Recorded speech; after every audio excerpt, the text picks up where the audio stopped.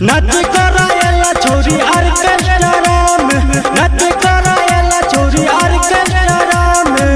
मनोज के गई गीत पर, मधु बनिया के गई गीत पर। हेगे छोरा सबके नहीं मिलल चाहिए गे, हेगे छोरा सबके नहीं मिलल चाहिए गे, हेगे छोरा सबके नहीं मिलल चाहिए गे।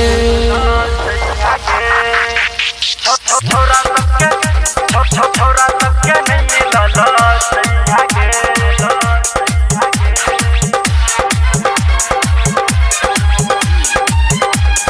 छोरा सबके नहीं मिलल चाहिए गे। हेगे छौरा जवन का पाछे में,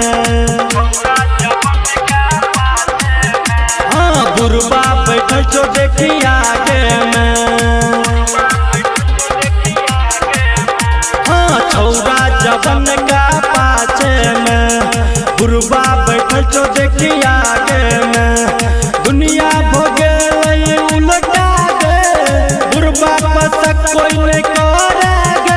देखी तोरा दीसा ताकै छो टुकुरे टुकुर गे, देखी ताकै छो टुकुरे टुकुर गे।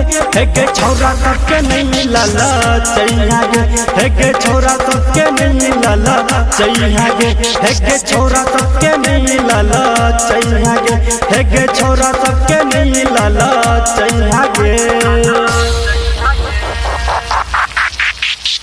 अभी आप सुन रहे हैं झंझारपुर से मिथिला रिकॉर्डिंग स्टूडियो की शानदार प्रस्तुति।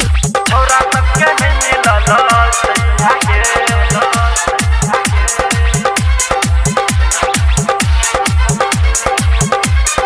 छौरा सबके नहीं मिलल चाहिए गे। छोरा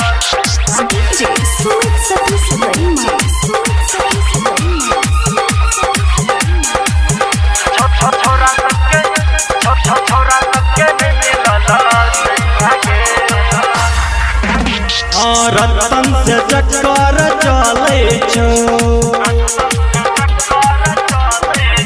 हाँ डीजे वाला भजियाबे छो।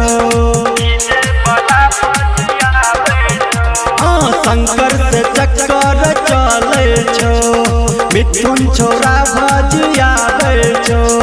जहिया पकड़े बिही फाटा में, छोड़ दो राम बाबू रामागे। चाहे गगन करन तू छोरी हल्ला हल्ला गे, चाहे करन तू कतनो हल्ला गे। मनोज ले तो चुम्मा गे, मधुबनिया ले तो चुम्मा गे। हेगे छोरा सबके नहीं मिलल चाहिए गे, हेगे छोरा सबके नहीं मिलल चाहिए गे, हेगे छोरा सबके नहीं मिलल चाहिए गे।